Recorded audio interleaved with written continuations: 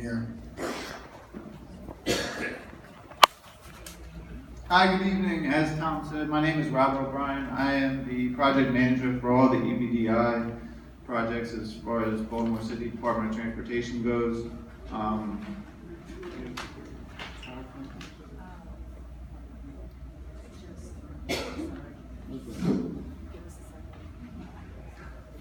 So tonight we'll talk a little bit about the ongoing construction that is going on Chase and the 1,000 block and 1,100 blocks of McDonough and Rutland. Previously, we've done work on Ashland Avenue. So if you guys want to take a glance at what happened there between Wolf and Broadway is similar to what's expected out on our streets moving ahead. Just quickly as this PowerPoint kicks in. Sorry, timed out. A suggestion. Can we actually hold infrastructure for a minute, move to security because there are no slides, and then that way we give the time for the technical difficulty to be addressed. Is that okay? Yeah.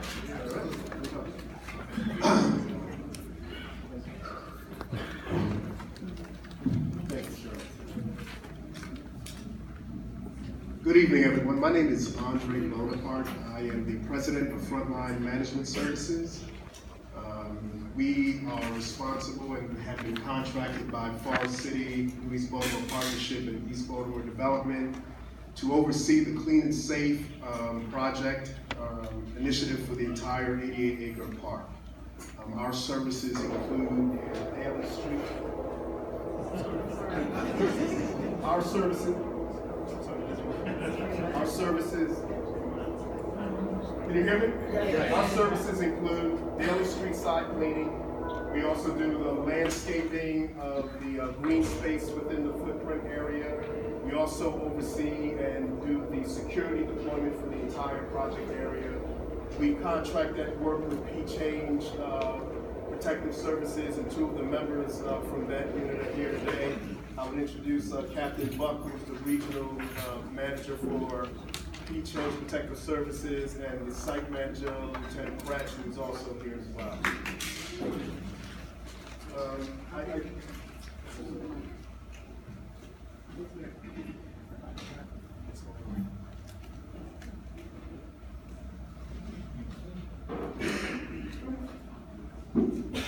A little bit about myself. I am a retired Baltimore Police Commander, having served 21 years with the Baltimore Police Department. My last assignment was actually here in East Baltimore back in 2008. And shortly after that, I began to work for East Baltimore Development Incorporated, and I was their Senior Director of Public Safety.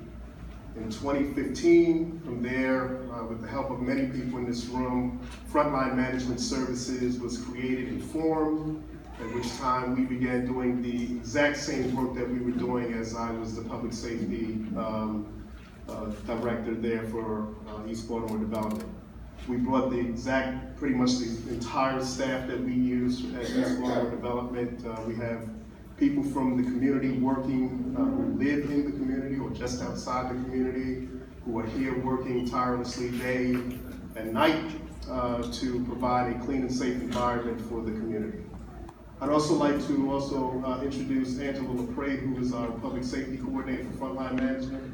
My partner, or my colleague here, Ray Fabian, who is the Director of Security for External Security of the Johns Hopkins Corporate Security, and we'll talk about how all of this interconnects in a moment.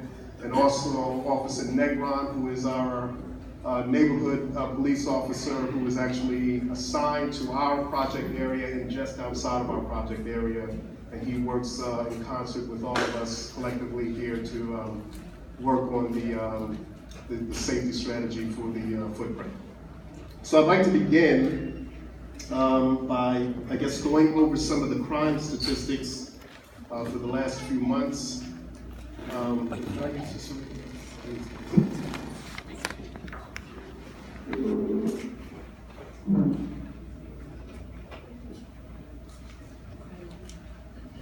Just to go over some of the recent things that have been happening, and just to give everyone an idea of how this all kinds of work this actually works.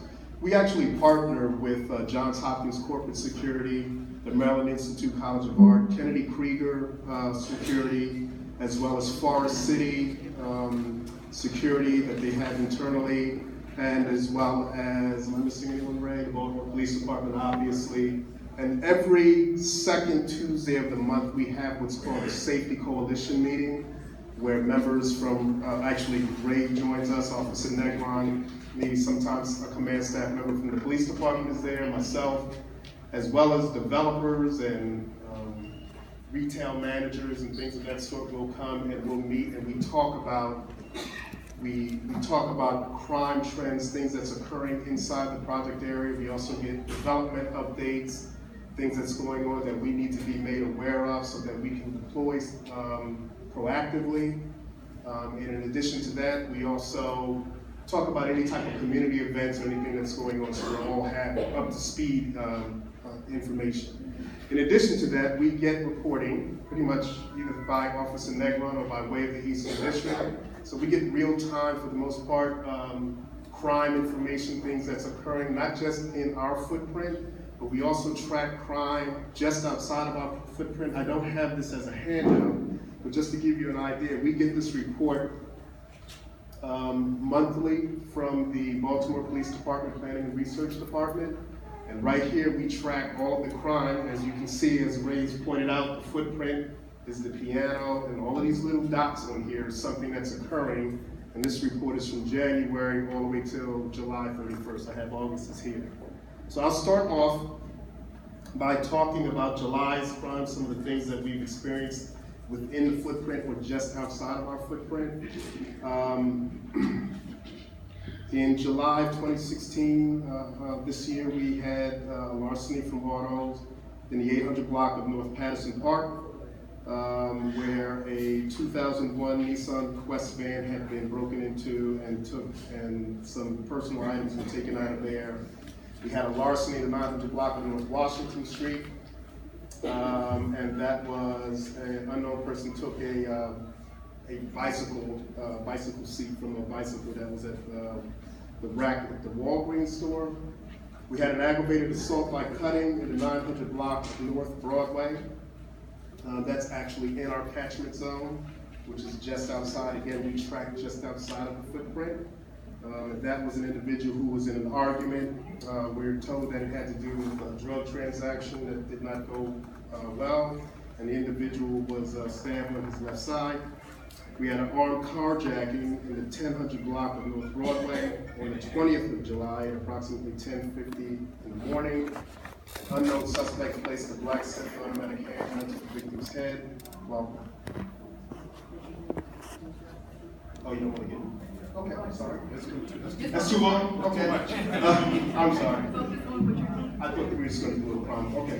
Well, if anyone has questions about the crime or the activity that's going on, I'll be here if you want to talk to me directly. In addition to that, just know that this information is also on the Baltimore Police website. So to address some of the issues, and there's been some recent activity that we've obviously been in response to some complaints by the community. We have seen one of the things that our biggest crime that we have in this community right now really is larceny from autos.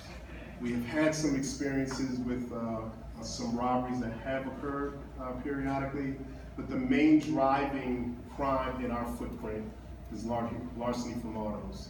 We have, in response to that, we have deployed security in those areas where we feel, where we're getting the time probability as best we can to try to combat those things.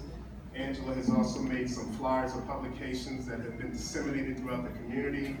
A lot of the victims of these crimes, and Ray can attest to this, are actually Hopkins personnel, people who work in the hospital who have left articles in their cars and the cars get broken into, and we coordinate with Hopkins.